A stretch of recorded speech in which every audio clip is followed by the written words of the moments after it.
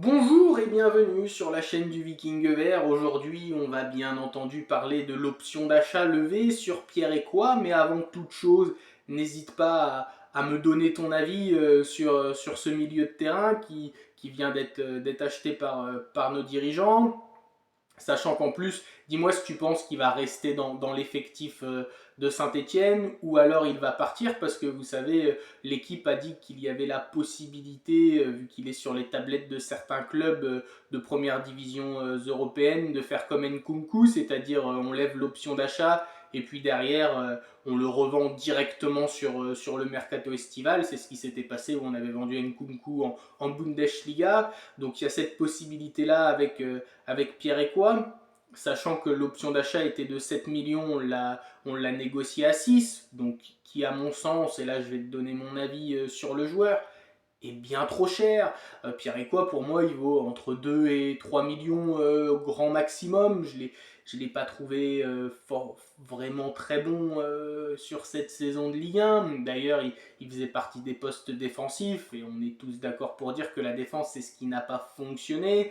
Lui, en plus, de par son poste, c'était celui qui avait une importance capitale dans l'équilibre du milieu et de l'équipe en général.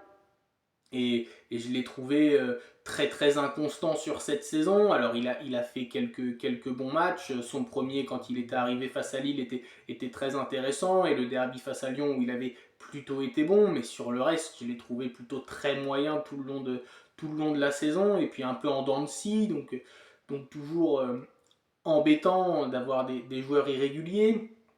Et puis il a une nonchalance où il est très lent et une nonchalance qui moi personnellement m'agace beaucoup. Je trouve qu'il fait pour un milieu de terrain euh, pas assez dur sur l'homme et c'est important d'avoir un joueur solide dans l'entrejeu.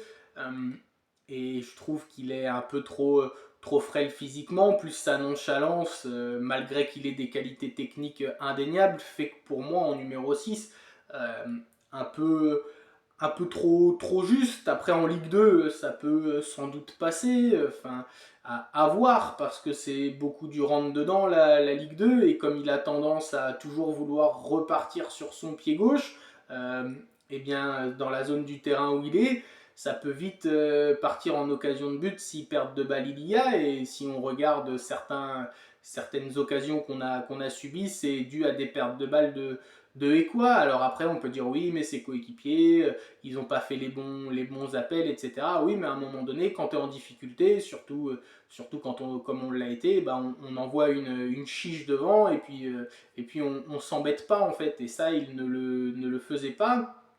Donc voilà, moi je suis plutôt réticent à ce qui reste. Donc si on pouvait le vendre, ça, je dis pas que ça m'arrangerait, mais je pense que ce serait pas plus mal pour l'effectif et l'équipe. Et puis en plus de ça, j'ai du mal à le voir complémentaire avec Mahmoud Jaber. Je pense que voilà, ils auraient pas voilà, ils auraient du mal à être complémentaires en 4-3-3. Alors peut-être qu'avec un milieu à 2, vous savez, en 4-4-2 à plat, je pense que ça peut passer les deux. Mais comme Orneland joue en 4-3-3, et ben, je pense qu'ils vont se marcher dessus dans ce système de jeu-là si les deux sont associés. Euh, et puis Jaber n'a pas besoin d'avoir un 6 fixe comme les Ekwa en plus. Et les deux, s'ils restent à Saint-Etienne, enfin Jaber va rester à Saint-Etienne lui pour la saison, le point d'interrogation sur Ekwa, je pense que les deux ne seront pas compatibles. Et en plus, bah, Jaber va venir pour être titulaire. Je pense que c'est pour ça qu'il vient chez nous. Et quoi, pareil, il a fait quasiment toute la saison en Ligue 1, donc pourquoi, s'il arrive et qu'il reste, pourquoi je serais sur le banc, etc. Ça pourrait aussi amener à créer des tensions. Donc voilà, je suis vraiment pas favorable à ce que Ekwa reste. Et puis, comme certains le disent, et je suis relativement d'accord, on ne construit pas une colonne vertébrale avec des joueurs où ça n'a pas fonctionné. Et on avait déjà repris Bernauer, alors même si Bernauer n'est pas voilà, je l'ai dit, j'étais plutôt neutre sur son arrivée et n'est pas le principal fautif de tout, bien entendu, mais Ekwa a fait partie de la saison intégrale et n'a pas apporté quelque chose n'a pas apporté un plus, donc ça voudrait dire que dans la rotation de l'effectif, tu as deux joueurs qui ont fait partie de cette équipe et qui étaient en prêt avec une option d'achat et qui ont fait partie de cette équipe qui a été malmenée toute une saison. Donc moi je suis plutôt pessimiste s'il reste et quoi. Et puis après, voilà, tu as le droit d'être pas d'accord, donc n'hésite pas à me donner ton point de vue là-dessus, bien sûr. Et après, derrière, donc David a dit qu'il souhaitait visiblement ne pas rester à Saint-Etienne. Saint-Etienne, nos dirigeants réclament 15 millions d'euros pour David maintenant. Voilà, c'est le prix qui a été fixé. Il y a même eu des bruits de couloir qui disaient que le prix était monté à 20, mais voilà, on va dire que le prix se situe entre 15 et 20 millions pour David Ashvili. Lui, il veut partir, mais visiblement, il n'a pas d'offre pour le moment. Donc, est-ce que le prix refroidit vraiment les potentiels acquéreurs de notre Géorgien?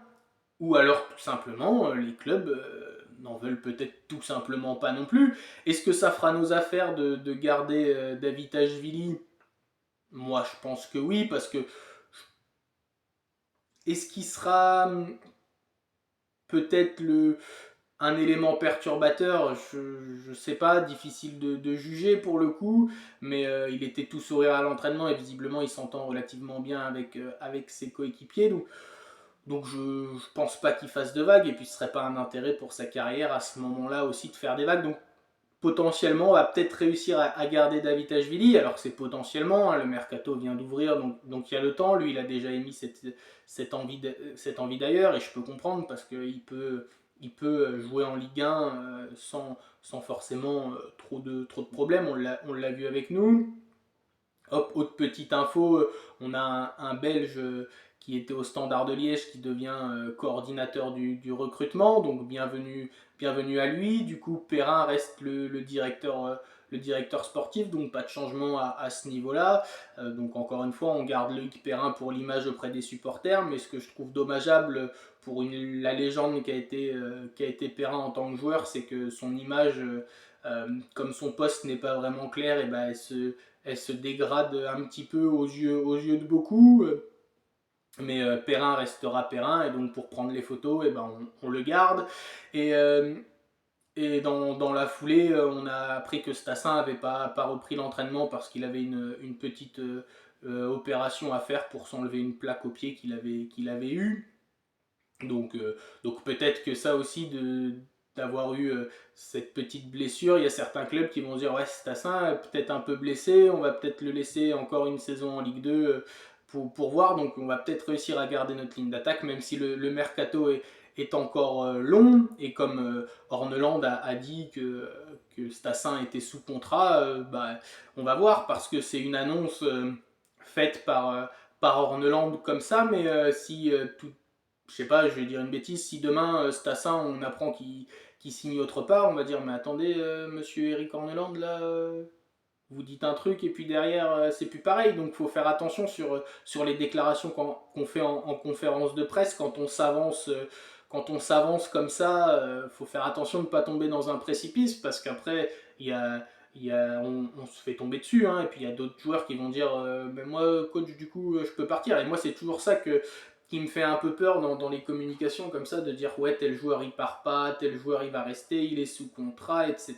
Parce que si Stassin on dit ça en conférence de presse, donc, et qu'il s'en va, et qu'il y a un autre joueur, on lui a fait bien comprendre et qu'il a accepté, bon bah moi je pars pas parce que je suis sous contrat, et puis bah c'est vous mon employeur, et derrière Stassin part, il va dire bah attendez moi je voulais partir, on m'a empêché parce que j'avais un contrat, et du coup, bah, moi j'ai plus envie de jouer là, donc je fais la tronche et on part au bras de fer.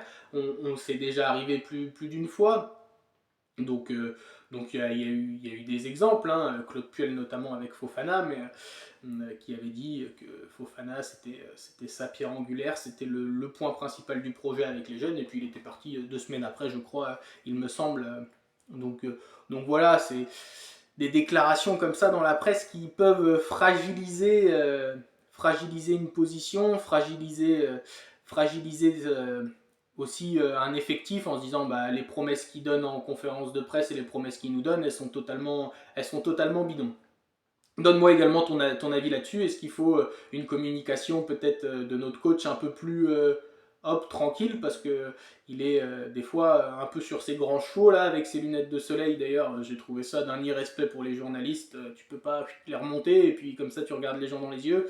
Après, ça, encore une fois, c'est mon point de vue, hein. J'aurais préféré qu'il mette une casquette plutôt que ses lunettes de soleil à la reprise de l'entraînement, pour le petit point qui m'a un petit peu agacé personnellement.